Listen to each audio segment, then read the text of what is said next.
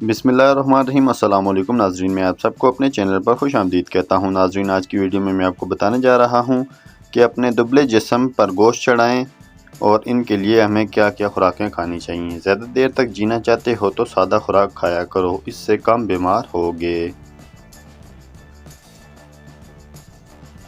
हर वो चीज़ ज़हर है जो ज़रूरत से बढ़ जाए, जैसे दौलत, इक़्तिदार, नफ़रत और भूख।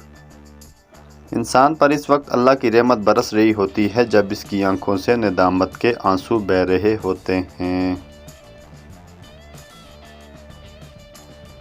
जो तकलीफ़ तुम महसूस करते हो वो दरअसल जवाबात हैं, इन्हें गौर से सुनो।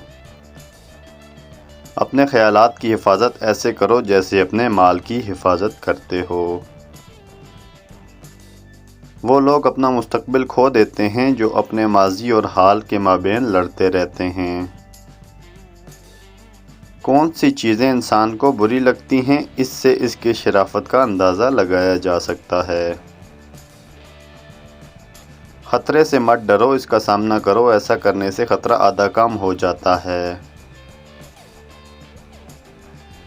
वो दरख्त हमेशा मजबूत होता है जो अकेले नशोनुमा पाता है। वो शख्स मर जाता है जो किसी के दिल से उतर जाता है।